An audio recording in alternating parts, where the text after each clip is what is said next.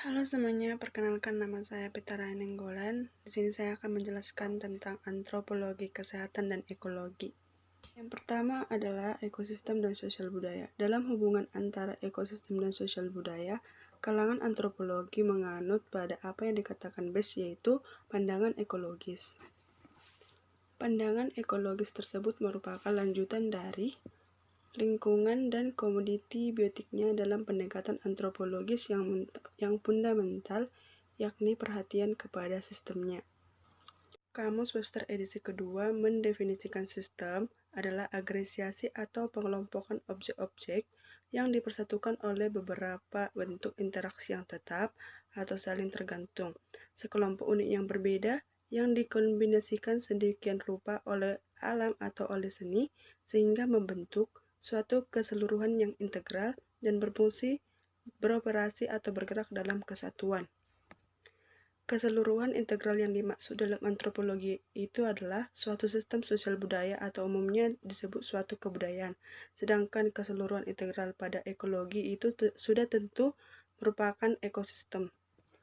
Untuk dapat berfungsi tanpa gangguan, baik ekosistem maupun sosial budaya harus mempertahankan suatu tingkatan integrasi minimum dan konsisten dari dalam.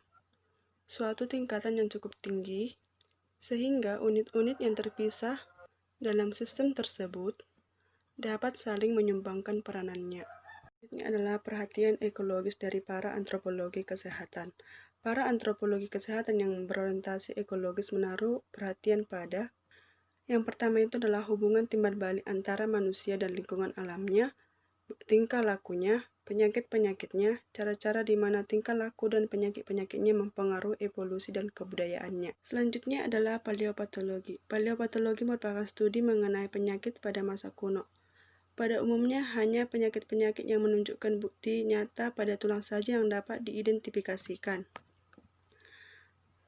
Sehingga ditemukan teknik terbaru dalam analisis penyakit-penyakit manusia purba adalah penggunaan kotoran manusia, yaitu corporite. Corporite ini merupakan feses yang sudah menjadi fosil. Dalam masa prehistoris, populasi masyarakat berburu meramu memiliki jumlah yang sedikit, yaitu kisaran 200-300 orang.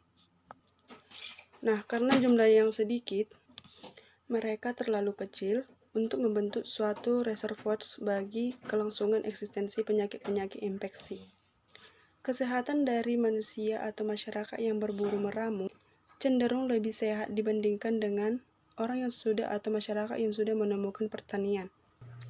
Hal ini karena kebiasaan orang berburu dan meramu yang nomadik, sehingga besar kemungkinannya untuk menginfeksi dirinya sendiri akibat kotoran mereka sendiri atau akibat-akibat lain. Oleh karena itu, penemuan pertanian berdampak terhadap bertambahnya jenis-jenis dan frekuensi penyakit-penyakit yang diderita oleh manusia. Selanjutnya, penyakit dan evolusi. Di Amerika Serikat ditemukan penyakit baru, yaitu anemia sel sabit. Penyakit tersebut ditandai oleh sel darah merah yang mengambil bentuk sabit, tidak bulat seperti biasanya, dan bersifat genetik.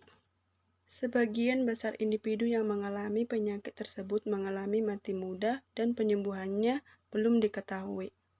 Namun di lingkungan lain, misalnya di Afrika Barat, ciri sel sabit sama sekali tidak merupakan ancaman karena sel sabit tersebut merupakan protektif tertinggi di daerah malaria untuk menghindari atau menghadapi gigitan nyamuk Anopheles. Dengan adanya populasi pertanian menetap dan penebangan hutan untuk bercocok tanam, maka terciptalah kondisi yang ideal bagi Anopheles gambiae untuk berkembang biak. Hal itu dikatakan karena terbukanya pertanian menyebabkan pohon-pohon ditebang sehingga sinar matahari dapat menyinari permukaan tanah yang akan menjadi perkembangan biakan nyamuk tersebut.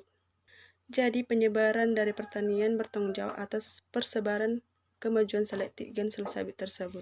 Selanjutnya adalah manusia dan evolusi. Setelah manusia menyebar ke bagian-bagian bumi yang bisa didiami, terjadilah peningkatan dalam ukuran tubuh maupun otak.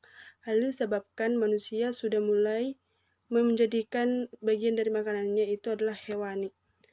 Namun, dengan adanya pertanian dan ketergantungan yang terus-menerus terhadap sejumlah nutrien yang jumlahnya terbatas, mengarah kepada kekurangan asam amino yang penting untuk pertumbuhan dan perkembangan jaringan. Ada studi lain yang memperlihatkan kemungkinan hubungan antara nutrisi dan kemampuan manusia untuk beradaptasi sepanjang gerak evolusinya, yaitu adalah konsumsi susu oleh orang dewasa atau manusia dewasa. Orang-orang dewasa di kalangan petani, Jepang dan Cina umumnya tidak meminum susu. Ini merupakan adat bagi mereka yang merupakan penolakan budaya meminum susu oleh Amerika Serikat. Laktosa atau gula susu adalah satu-satunya karbohidrat yang paling berarti dan juga unsur yang utama dalam susu. Susu itu sendiri adalah suatu kompleks makanan alami yang terdiri dari air, lemak, protein, enzim, vitamin, dan unsur-unsur lainnya, serta elemen-elemen pengikat lainnya. Laktosa termasuk kategori yang kedua, dan perubahan yang dimungkinkan dengan adanya laktase, suatu enzim yang diatur secara genetik. Semua kanak-kanak yang normal menghasilkan laktase yang cukup untuk mengubah laktosa dalam susu dan hasil-hasil produksi susu, tetapi banyak orang dewasa kehilangan kemampuan ini. Sehingga orang dewasa mulai mengembangkan kemampuan untuk melanjutkan produksi laktasenya. Selanjutnya adalah epidemiologi. Para ahli epidemiologi memandang tugas mereka sebagai membuat kolerasi-kolerasi dalam insiden penyakit dalam usaha menetapkan petunjuk tentang pola-pola penyakit yang kompleks atau tentang kemungkinan-kemungkinan dalam pengawasan penyakit. Epidemiologi berorientasi pada usaha mencapai suatu tujuan utama untuk meningkatkan derajat kesehatan, mengurangi timbulnya ancaman kesehatan. Namun berbeda dengan ahli-ahli antropologi yang lebih menaruh minat pada ciri epidemiologis dari penyakit-penyakit penduduk non-Eropa, termasuk yang sering disebut dengan sindroma kebudayaan khusus. Para antropologi juga menaruh perhatian besar terhadap apa yang disebut sebagai epidemiologi pembangunan, yaitu konsekuensi kesehatan yang bersifat mengganggu. Selanjutnya adalah misteri kuro. Pada pertengahan tahun 1950-an ditemukan penyakit baru di penduduk Fort Selatan, yaitu penyakit kuro. Nah, penyakit kuro tersebut menunjukkan karakteristik epidemiologis yang tidak lazim, karena penderitanya terbatas pada kalangan wanita dan anak-anak saja, dan pada kalangan laki-laki tidak membahayakan kesehatannya sama sekali. Penyakit kuro ini ditandai oleh deteriorisasi progresif pada pusat sistem saraf yang mengarah pada kelumpuhan total dan ketidakmampuan untuk menelan. Namun, penyakit kuro ini mengalami pengurangan beberapa tahun kemudian karena berhentinya kabinalisme. Nah, pada masyarakat Fort Selatan ini ada upacara kematian di mana wanita-wanita yang dari keluarga si mati harus memasak dan memakan otak wanita tersebut. Kemudian juga diberikan kepada anak-anak mereka. Namun karena otak yang dimasak kurang matang, maka virus yang terdapat dalam otak tersebut menyebar karena dimakan oleh si wanita tersebut dan anak-anaknya. Ini adalah ekologi dan pembangunan. Konsep pembangunan mencakup intervensi teknologi manusia terhadap keseimbangan alam, yaitu pembangunan bendungan-bendungan, pembukaan, peralatan dan irigasi ladang-ladang, pembangunan jalan raya, sekolah-sekolah, rumah sakit, pengobrakan minyak, pembukaan tambang-tambang, dan pembangunan pabrik-pabrik. Pembangunan memang harus ada karena tidak ada alternatif lain bagi dunia yang semakin padat. Namun, ada pembangunan yang baik dan ada pembangunan yang buruk.